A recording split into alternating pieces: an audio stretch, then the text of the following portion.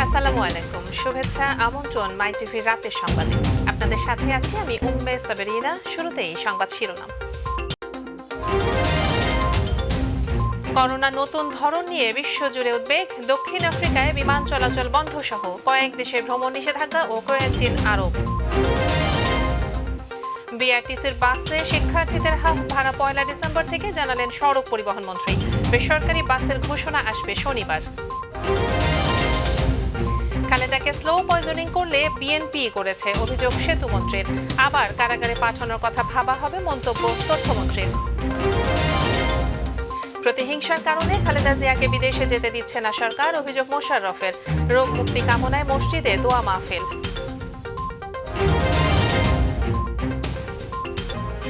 শুনছিলেন শিরোনাম। সংবাদে এছাড়াও থাকছে মাই টিভির শুক্রবারের বিশেষ আয়োজন বিনোদন বিশ্ব।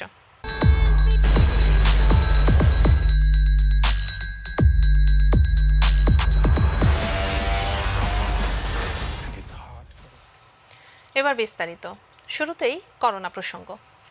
দক্ষিণ আফ্রিকায় শনাক্ত করোনা ভাইরাসের নতুন ধরন নিয়ে বিশ্বজুড়ে উদ্বেগ বাড়ছে। ধরনটিকে ডাকা হচ্ছে B11529 নামে। বলা হচ্ছে, এখন পর্যন্ত করোনার যত ধরন শনাক্ত হয়েছে তার মধ্যে এটি সবচেয়ে বেশিবার জিনের বিন্যাস বদলানো সংস্করণ। ধরনটি এতবার রূপ বদলেছে যে একে ভয়ঙ্কর আখ্যা দিয়েছেন বিজ্ঞানীরা। তাদের মতে সবচেয়ে বিপজ্জনক ধরন এটি। এখন পর্যন্ত দক্ষিণ আফ্রিকার গৌতেং প্রদেশে 77 জনের দেহে ধরনটি পাওয়া গেছে। এর বাইরে বতসোয়ানায় 4 জন ও হংকংয়ে 1 জনের দেহে এ ধরন শনাক্ত হয়েছে। তারাও দক্ষিণ আফ্রিকা থেকেই এসেছে। দক্ষিণ আফ্রিকা এবং এর প্রতিবেশী দেশগুলো থেকে এরই মধ্যে ফ্লাইট নিষিদ্ধ করেছে যুক্তরাজ্য ও ফ্রান্স। ইউরোপীয় কমিশনের প্রধান উরসুলা ভন ডার লিন বলেছেন, ইইউ ওই অঞ্চল থেকে বিমান চলাচল বন্ধ করার পথেই রয়েছে, আর সেখান থেকে ফেরা ভ্রমণকারীদের কোয়ারেন্টিনে থাকতে বলা হয়েছে। আরও অনেক দেশ সতর্ক দৃষ্টি রাখছে, তবে তড়িঘড়ি ব্যবস্থা নেওয়ার সমালোচনা করেছে WHO, বিশ্ব স্বাস্থ্য সংস্থা। নতুন ভেরিয়েন্টের বিষয়ে জরুরি বৈঠকে বসছে বিশ্ব স্বাস্থ্য সংস্থা।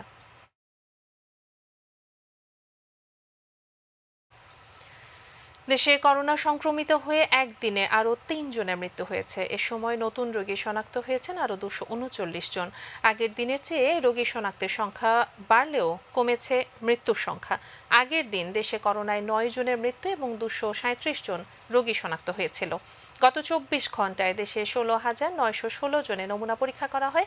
পরীক্ষার বিপরীতে রোগী শনাক্তের হার 1.41%। আগের দিন এ হার ছিল 1.25%।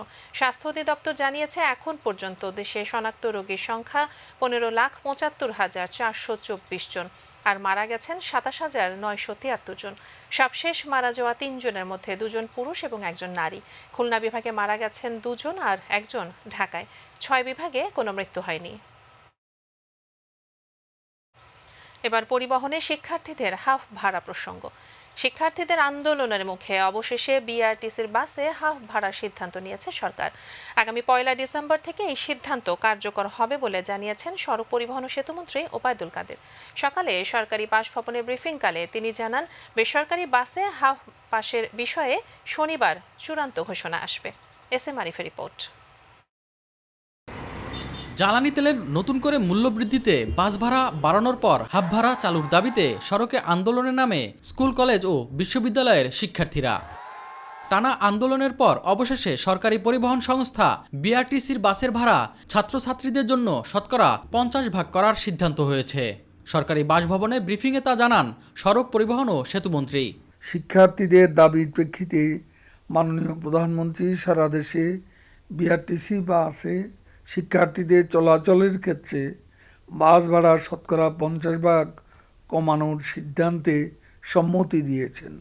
অর্থাৎ শিক্ষার্থীরা 50% ভাড়ায় যাতায়াত করতে পারবে। ভ্রমণকালে ছাত্রছাত্রীদের অবশ্যই নিজ নিজ শিক্ষা প্রতিষ্ঠান কর্তৃক ইস্যুকৃত ছবিযুক্ত বৈধ পরিচয়পত্র সাথে রাখতে হবে এবং প্রয়োজনের প্রদর্শন করতে হবে। ছুটির দিন ছাড়া সকাল 7টা থেকে রাত 8টা পর্যন্ত শিক্ষার্থীরা এই সুবিধা পাবে বলেও জানান তিনি। সকাল 7টা থেকে রাত 8টা পর্যন্ত শিক্ষার্থীগণ বিআরটিসি বাসে চলাচলের ক্ষেত্রে এই কনসেশন সুবিধা পাবেন। তবে শিক্ষা প্রতিষ্ঠান ছুটির দিনে এই কনসেশন প্রযোজ্য হবে না। বেসরকারি বাস মিনিবাসে চলাচলে শিক্ষার্থীদের ভাড়ায় সুবিধা দেওয়ার বিষয়ে শনিবার সংশ্লিষ্টদের সাথে বৈঠকে নতুন ঘোষণা আসবে বলেও আশাবাদ জানান ওবায়দুল কাদের। আমরা আশা করছি সবাই সামাজিক দায়বদ্ধতা এবং শিক্ষার্থীদের দাবির প্রতি সংবেদনশীল থেকে পরিবহন মালিকগণ ইতিবাচক সিদ্ধান্ত গ্রহণ করবেন।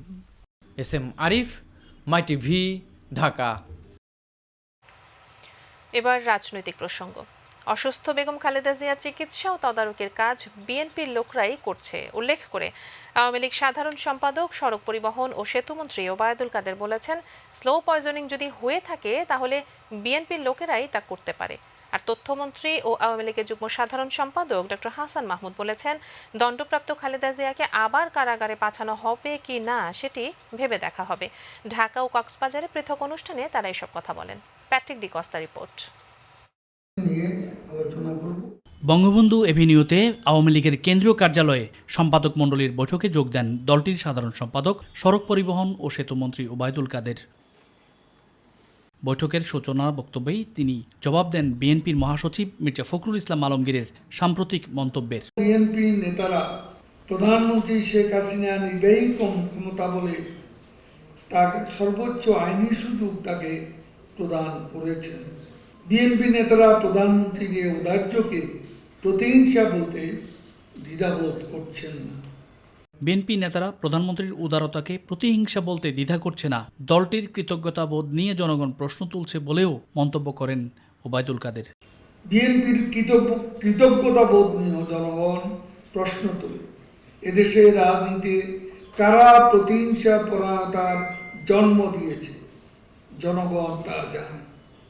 এদিকে কক্সবাজার বিমানবন্দরে সাংবাদিকদের সঙ্গে মত বিনিময় করেন তথ্য ও সম্প্রচার মন্ত্রী ডক্টর হাসান মাহমুদ। তিনি বলেন, খালেদা জিয়া একজন সাজাপ্রাপ্ত আসামি, তার প্রতি প্রধানমন্ত্রীর মহানুভবতা অনুধাবন করতে ব্যর্থ বিএনপি। এমন একজন প্রতিহিংসা পরায়ণ মানুষের জন্য মাননীয় প্রধানমন্ত্রী যে সহানুভূতি দেখিয়েছেন, যে সহমর্মিতা দেখিয়েছেন, এটা বিএনপি বুঝতে ব্যর্থ হয়েছে। তাই এখন আমাদের ভাবতে হবে তাকে আবার কারাগারে ফেরত পাঠানো হবে কিনা। Patrick D Costa, MyTV.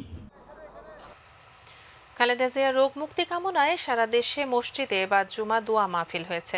রাজধানীতে জাতীয় মসজিদ বায়তুল মোকাররমে দোয়া অনুষ্ঠানে বিএনপি স্থায়ী কমিটির সদস্য সহ নেতাকর্মী ও মুসল্লিরা অংশ নেন। পরে স্থায়ী কমিটির সদস্য ডক্টর খন্দকার মোশাররফ হোসেন জানান, বিদেশ নিয়ে খালেদা জিয়াকে উন্নত চিকিৎসার জন্য চিকিৎসকরা পরামর্শ দিলেও প্রতিহিংসার কারণে সরকার অনুমতি দিচ্ছে না। আরেক অনুষ্ঠানে স্থায়ী কমিটির সদস্য গয়েশ্বরচন্দ্র রায় বলেন, খালেদা জিয়া চিকিৎসার দাবি চেয়ে সরকারের পতনের দাবি এখন মুখ্য হওয়া দরকার। মাহবুব সৈকতের রিপোর্ট। নানাবিধ জটিল রোগে আক্রান্ত দলীয় চেয়ারপারসন বেগম খালেদা জিয়ার রোগমুক্তি কামনায় সারা দেশে মসজিদে মসজিদে বাত জুমা দোয়া মাহফিলের কর্মসূচি পালন করে বিএনপি। রাজধানীতে জাতীয় মসজিদ বায়তুল মোকাররমে দোয়া অনুষ্ঠানে অংশ নেন দলের স্থায়ী কমিটির সদস্য সহ নেতাকর্মীরা।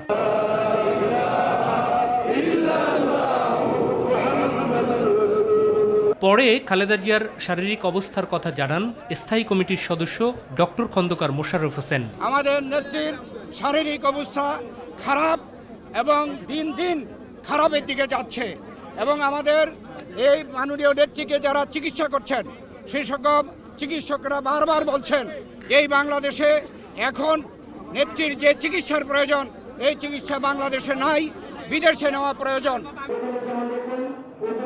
এদিকে ঢাকা রিপোর্টার্স ইউনিটিতে এক আলোচনা সভায় খালেদা জিয়াকে স্থায়ী জামিন কেন দেয়া হচ্ছে না তা নিয়ে প্রশ্ন তোলেন বিএনপির স্থায়ী কমিটির এই সদস্য। প্রকৃত অপরাধীদের তারা একের পর এক আদালত জামিন দেয়, উচ্চ আদালত খালেদা জিয়ার জামিন দেয় না। কোন আইনের বলে আদালত তাকে জামিন কনসিডার করল না, এই ব্যাখ্যাটা তো ওরা চাইতেই পারে। উন্নত চিকিৎসায় খালেদা জিয়াকে বিদেশ যেতে দেওয়ার দাবি আদায়ের আন্দোলন নিয়েও কথা বলেন গয়েশ্বরচন্দ্র রায়। আপনাদের সার্বক্ষণিক প্রস্তুতি না, এটা দিনক্ষণ তিথি নক্ষত্র দেখে কখনো কোনো বিস্ফোরণ ঘটে না। মাহবুব সৈকত, মাইটিভি, ঢাকা। রিমোট কন্ট্রোলে চলে। পররাষ্ট্রমন্ত্রী ডক্টর AK আব্দুল মোমেন বলেছেন, আগামী নির্বাচনে যেন কোনো ধরনের বিশৃঙ্খলা না হয় সেভাবেই প্রস্তুতি নিচ্ছে সরকার। সকালে সিলেট ওসমানী আন্তর্জাতিক বিমানবন্দরে নির্মাণাধীন কার্গো টার্মিনাল পরিদর্শন শেষে সাংবাদিকদের তিনি একথা বলেন। পররাষ্ট্রমন্ত্রী এ সময় আরও বলেন, আমেরিকাতেও গণতন্ত্র নিয়ে সমস্যা রয়েছে। বাংলাদেশের সহনশীলতা নিয়ে দেশের কিছু দুর্বলতা আছে, যা কাটিয়ে উঠতে হবে বলেও মন্তব্য করেন AK আব্দুল মোমেন।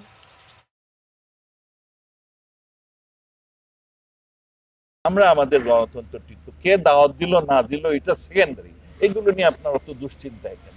বরং আপনি বড় চিন্তা করা উচিত যে আগামীতে আমাদের দেশে যখন নির্বাচন হয় যাতে একটি লোকও না মারা যায়, সেইটার জন্য আমরা প্রচেষ্টা চালাবো। এবার অন্যান্য প্রসঙ্গ। দেশে আশ্রয় গ্রহণকারী রোহিঙ্গাদের মধ্য হতে জঙ্গির উত্থান হতে পারে বলে আশঙ্কা করছেন স্বরাষ্ট্রমন্ত্রী আসাদুজ্জামান খান কামাল। রোহিঙ্গা সমস্যা দ্রুত সমাধানে তিনি ভারতসহ বন্ধুপ্রতিম দেশগুলো সহযোগিতা চান। আর ভারতীয় হাইকমিশনার বিক্রম দোরাইস্বামী বলেছেন, জঙ্গি সমস্যা এখন ভারত বাংলাদেশেরই সমস্যা নয়, এ কারণে জঙ্গি দমনে সব দেশের একসঙ্গে কাজ করতে হবে। বিকেলে রাজধানী শিল্পকলা একাডেমিতে এক অনুষ্ঠানে তারা এসব কথা বলেন। এই যে 11 লক্ষ, এখান থেকেও জঙ্গির উত্থান হতে পারে, তারা ইজি প্রে হতে পারে এই টেররিস্টের, আমরা সবসময় যেটা বলে আসছি। কাজেই এই প্রবলেমটা যদি শীঘ্রই শেষ না হয় তাহলে হয়তো আমাদের নতুন ডাইমেনশনে জঙ্গির উত্থান হয়েও যেতে পারে। বাজারে আবারও বেড়েছে চালের দাম। ব্যবসায়ীরা বলছেন, বাজারে আমদানি কমে যাওয়ায় চালের দাম বাড়তি।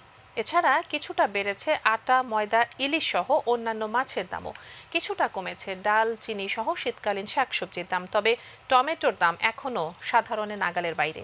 SM খোরশেদ আলমের রিপোর্ট। রাজধানীর কারওয়ান বাজার আবারও বেড়েছে চালের দাম। প্রতি কেজিতে দাম বেড়েছে 2 টাকা থেকে 3 টাকা। পার কেজি 2 থেকে 3 টাকা বাড়ছে। মিনিকের চাল যেটা আসছিল 58 টাকা, সেটা 60 টাকা। আর আঠাশ চাল যেটা আসছিল 44-45, এইটা হয়ে গেছে 47-48। বিক্রেতারা বলছেন, আমদানি বন্ধ থাকায় চালের দাম বাড়তি। ইন্ডিয়ান চালগুলো আপনার LC বন্ধ হয়ে গেছে, এই জন্য মহিলারা প্রত্যেক চাইলে কেজিতে 2-3 টাকা বাড়াইয়া দিছে। এছাড়া বেড়েছে আটা, ময়দা, ইলিশ মাছ সহ অন্যান্য মাছের দাম। তবে বেশিরভাগ নিত্যপণ্য বিক্রি হচ্ছে আগের মূল্যেই। ইলিশ মাছ এবার দামই কমলো না। পরিবহনের ভাড়া বাইরে গেছে, তো তেলের দাম বাড়ার কারণে কেজি 20-30 টাকা করে বাইরে গেছে। মুরগির দাম গত সপ্তাহ থেকে এই সপ্তাহে স্থিতিশীলই আছে। কিছুটা কমেছে ডাল, চিনি ও অন্যান্য নিত্যপণ্যের দাম। নতুন করে এই সপ্তাহের ভিতরে কোনো কিছু তো বাড়ে নেই। পেঁয়াজ, আদা, রসুনের দাম আগের অবস্থানে আছে। বর্তমানে আটা, ময়দার দামটাই বেশি। ভারতীয় টমেটোর দাম এখনো বাড়তি, তবে কমেছে শীতের শাকসবজির দাম। টমেটো ইন্ডিয়ান দর, এটাগুলোর দাম বেশি। এটা আমি এখন 150 টাকা কেজি বেশি। পেঁপে পাওয়া যায় 20 টাকা কেজি, মূলা পাওয়া যায় 20 টাকা কেজি। মালের চাপ বাড়ছে, মানে মাল বেশি, দাম কমছে। SM খোরশেদ আলম, মাই টিভি, ঢাকা।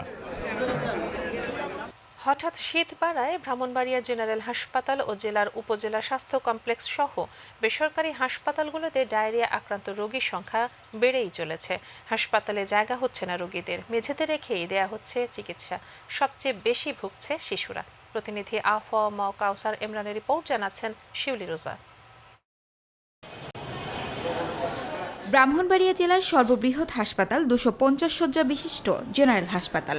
এ হাসপাতালে ডায়রিয়া ওয়ার্ডে শয্যা সংখ্যা 25টি, কিন্তু গত কয়েকদিনে এই ওয়ার্ডে ডায়রিয়া আক্রান্ত রোগীর ভর্তির সংখ্যা বেড়ে যাওয়ায় শয্যা দেয়া সম্ভব হচ্ছে না। ফলে ওয়ার্ডের ভেতরে ও বাইরের মেঝেতেও ভর্তি হওয়া রোগীদের দেয়া হচ্ছে চিকিৎসা। সরকারি এ হাসপাতালে ডায়রিয়া আক্রান্ত 104 জন রোগী ভর্তি হয়েছে। এর মধ্যে শিশু 90 জন ও প্রাপ্তবয়স্ক রোগী 14 জন। প্রথমে ভূমি ছিল, তারপর বাথরুম। তারা ভর্তি হয়েছে গতকাল। আমি ওষুধ কিছু লিখেছে, বাইরে থেকে কিছু নাম চান, আর কিছু দিচ্ছে। সরকারি হাসপাতালে ওষুধ ও স্যালাইন সরবরাহ থাকলেও আসন সংখ্যার 5 গুণ রোগী বেশি ভর্তি হওয়ায় রোগীর চাপ সামলাতে হিমশিম খেতে হচ্ছে চিকিৎসক ও নার্সদের। প্রতিদিন 120, 25, 15 মানে 100 পেশেন্ট থাকে। বাচ্চাদের সেবা দেওয়ার একটু কঠিন, আমরা চেষ্টা করতেছি ভালোভাবে সেবা দেওয়ার জন্য। শীতকালে একটু ডায়রিয়ার প্রকোপ বেড়ে যায়, বিশেষ করে এই নভেম্বর ডিসেম্বরে প্রত্যেক বছরই ডায়রিয়ার প্রকোপটা বেড়ে যায়। যেহেতু আমাদের একটু জায়গার স্বল্পতা আছে সেহেতু কিছু ফ্লোরিংও করতে হচ্ছে। হাসপাতালে চিকিৎসা দেওয়ার মতো পর্যাপ্ত ওষুধ মজুদ আছে, তবে পর্যাপ্ত জনবল না থাকায় শিক্ষার্থী নার্স দিয়েও চাপ সামাল দিচ্ছেন বলে জানান হাসপাতালের তত্ত্বাবধায়ক। ব্যবস্থাপনার ক্ষেত্রে কিছু সমস্যা তো আমাদের হচ্ছেই। আর 18টা বেডের জায়গায় রুগী আছে 100, ফ্লোরিং করতে হচ্ছে। জনবল তো সেই অনুপাতে বাড়াইতে পারতেছি না। নার্সিংয়ের স্টুডেন্টকে দিয়ে কিছু সেবা নিচ্ছি, আমাদের নার্সরা আছে, তবে ওই নার্সিংয়ের একটা নিয়োগ আছে, নিয়োগটা হয়তো সামনের সপ্তাহে আমরা পেয়ে যাবো, তখন আমাদের সমস্যা ইনশাল্লাহ আরও দূর হয়ে যাবে। শিউলি রোজা, মাই টিভি। আগামী 28 নভেম্বর তৃতীয় ধাপের ইউপি নির্বাচন উপলক্ষে সারা দেশে চলছে শেষ মুহূর্তের প্রচারণা। প্রার্থীরা ছুটছেন, ব্যস্ত কর্মী সমর্থকরাও। ভোটারদের মন জয়ে দিচ্ছেন নানা প্রতিশ্রুতি। অনেক স্থানে দুপক্ষের মধ্যে উত্তেজনা দেখা দিলেও অপ্রীতিকর পরিস্থিতি এড়াতে সব ধরনের প্রস্তুতির কথা জানিয়েছে আইন শৃঙ্খলা রক্ষাকারী বাহিনী। নারায়ণগঞ্জের সোনারগাঁয়ে বইছে নির্বাচনী আমেজ। তৃতীয় ধাপের ইউপি নির্বাচনকে সামনে রেখে শেষ মুহূর্তে ভোটারদের কাছে ভোট চাওয়ায় ব্যস্ত সময় পার করছেন সেখানকার প্রার্থীরা। আর প্রার্থীদের চুলচেরা বিশ্লেষণে প্রতিনিয়তই চায়ের কাপে ঝড় তুলছেন সাধারণ ভোটাররা। অবাধ, সুষ্ঠু, নিরপেক্ষ নির্বাচনের সকল প্রস্তুতির কথা জানিয়েছে নির্বাচন কমিশন। নির্বাচন সুষ্ঠু করার লক্ষ্যে নির্বাচন কমিশন অলরেডি অনেক ব্যবস্থা নিয়েছে। আর পর্যাপ্ত পরিমাণ পুলিশ এর সাথে বিজিবি এবং র্যাবও মোতায়েন থাকবে। কক্সবাজারে পেকুয়ায় জমে উঠেছে তৃতীয় ধাপের ইউনিয়ন পরিষদ নির্বাচনের শেষ দিনের প্রচারণা। প্রার্থীরা ভোটারদের মন জয় করতে বাড়ি বাড়ি ছুটছেন, দিচ্ছেন নানা প্রতিশ্রুতি। এদিকে অবাধ, সুষ্ঠু, নিরপেক্ষ ও অংশগ্রহণমূলক নির্বাচন উপহার দিতে প্রস্তুত নির্বাচন অফিস। সুষ্ঠু, নিরপেক্ষ, সুন্দরভাবে শান্তিপূর্ণভাবে নির্বাচন অনুষ্ঠানের জন্য যা যা প্রয়োজন আমরা সব প্রস্তুতি গ্রহণ করেছি। আর আমরা নিরাপত্তা বাহিনী আমাদের বিধিতে যা আছে তা আমরা আরও অতিরিক্ত বিজিবি, র্যাব, পুলিশ, কোস্টগার্ড নিয়োগ করার জন্য আমরা আমাদের নির্বাচন কমিশন লিখছি। চট্টগ্রামের সাগরিকায় একটি কেমিক্যাল কারখানায় লাগা আগুন ফায়ার সার্ভিসের 12টি ইউনিটের চেষ্টায় 1.5 ঘন্টা পর নিয়ন্ত্রণে এসেছে। সকাল 10:30টার দিকে অগ্নিকাণ্ডের সূত্রপাত ঘটে। প্রত্যক্ষদর্শীরা জানায় হোমল্যান্ড নামে একটি রাসায়নিক কেমিক্যাল কারখানায় আগুনের সূত্রপাত হয়। এর কয়েক মিনিট পরে সেখানে বিস্ফোরণ ঘটে। জানা গেছে রাসায়নিকের এই কারখানাতে বিপুল পরিমাণ দাহ্য পদার্থ রয়েছে। আগুন নিয়ন্ত্রণে চট্টগ্রাম ফায়ার স্টেশনে 12টি ইউনিট কাজ করে। তবে আমরা মালিক পক্ষের সাথে কথা বলে যেটা আমরা জেনেছি যে আজকে যে ভূমিকম্প হয়েছে, ভূমিকম্প হওয়ার ফলে এখানে তাদের যে ইলেকট্রিক লাইন ছিল ওইখানে কিছু ফল্ট হয় এবং ওইটা ঠিক করতে গিয়ে ইলেকট্রিক স্পার্কিং থেকে এই আগুনের সূত্রপাত ঘটছে বলে জানা। নারায়ণগঞ্জের সিদ্ধিরগঞ্জে বিদ্যুতের শর্ট সার্কিট থেকে লাগা আগুনে দগ্ধ 3 জনের মধ্যে মামুন নামে একজন চিকিৎসাধীন অবস্থায় মারা গেছেন। সকাল 8টার দিকে শেখ হাসিনা জাতীয় বার্ন ও প্লাস্টিক সার্জারি ইনস্টিটিউটের নিবিড় পরিচর্যা কেন্দ্রে তার মৃত্যু হয়। চিকিৎসকরা জানান মামুনের শরীরে 99%ই পুড়ে গিয়েছিল। তার অবস্থা খুবই সংকটাপন্ন ছিল। হাসপাতালে আনার সঙ্গে সঙ্গে তাকে আইসিইউতে নেওয়া হয়। শুক্রবার সকালে তার মৃত্যু হয়। এ ঘটনায় 99% দগ্ধ নিয়ে পারভেজ আইসিইউতে এবং 30% দগ্ধ নিয়ে জীবন এইচডিইউতে ভর্তি রয়েছেন। এরই সাথে সংবাদের শেষ প্রান্তে আমরা যাবার আগে আরও একবার জানিয়ে দিচ্ছি সংবাদ শিরোনাম। করোনা নতুন ধরন নিয়ে বিশ্বজুড়ে উদ্বেগ। দক্ষিণ আফ্রিকায় বিমান চলাচল বন্ধ সহ কয়েক দেশের ভ্রমণ নিষেধাজ্ঞা ও কোয়ারেন্টিন আরোপ। বিআরটিসির বাসে শিক্ষার্থীদের হাফ ভাড়া 1 ডিসেম্বর থেকে, জানালেন সড়ক পরিবহন মন্ত্রী। বেসরকারি বাসের ঘোষণা আসবে শনিবার। খালেদাকে স্লো পয়জনিং করলে বিএনপি করেছে অভিযোগ সেতুমন্ত্রীর। আবার কারাগারে পাঠানোর কথা ভাবা হবে, মন্তব্য তথ্যমন্ত্রীর। প্রতিহিংসার কারণে খালেদা জিয়াকে বিদেশে যেতে দিচ্ছে না সরকার, অভিযোগ মোশাররফের। রোগ মুক্তি কামনায় মসজিদে দোয়া মাহফিল। রাশিয়ায় ভয়াবহ খনি দুর্ঘটনায় নিহতের সংখ্যা বেড়ে 52 জন, আরও বাড়ার আশঙ্কা স্থানীয় কর্মকর্তাদের। এবং লিটন মুশফিকের দক্ষতায় চট্টগ্রাম টেস্টের প্রথম দিনটা বাংলাদেশের। দিন শেষে টাইগারদের সংগ্রহ 4 উইকেটে 253 রান। সঙ্গে থাকার জন্য ধন্যবাদ সবাইকে। এছাড়া ইউটিউবে মাই টিভি সংবাদ পেতে ভিজিট করুন youtube/mytvbd news এবং আমাদের অনুষ্ঠান দেখতে ভিজিট করুন youtube/mytv বাংলা, facebook/mytv বাংলা। পরবর্তী সংবাদ দেখার আমন্ত্রণ জানিয়ে বিদায় নিচ্ছি আমি উম্মেসা বেরিনা। দর্শক, করোনা সংক্রমণ রোধে সবাই সতর্ক থাকুন, অবশ্যই মাস্ক পরুন এবং স্বাস্থ্যবিধি মেনে চলুন। আল্লাহ হাফেজ।